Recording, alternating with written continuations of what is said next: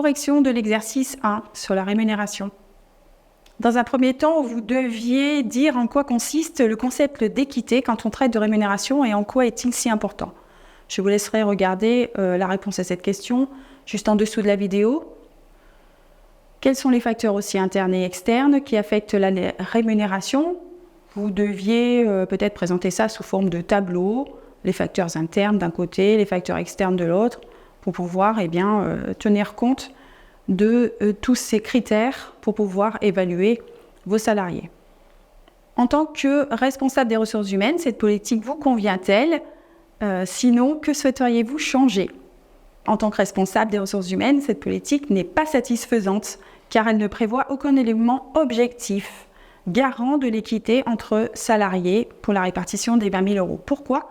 Parce que tout simplement, nous n'avions pas toujours les résultats qui nous étaient communiqués dans les petites notes rassemblées sur chacun des techniciens. C'est pour cela que je vous propose un tableau récapitulant pour chaque technicien leurs fonctions occupées, mais aussi leur motivation et leur personnalité, en plus du niveau des résultats attendus. Un coefficient de répartition a été calculé, à savoir que j'ai réparti 2 000 € pour chaque collaborateur, et ensuite, selon ce coefficient, augmenter ou diminuer ces 2 000 €.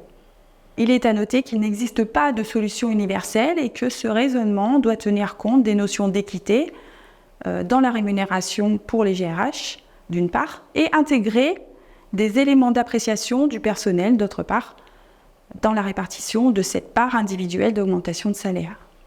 Vous avez pu donc peut-être comparer avec vos résultats.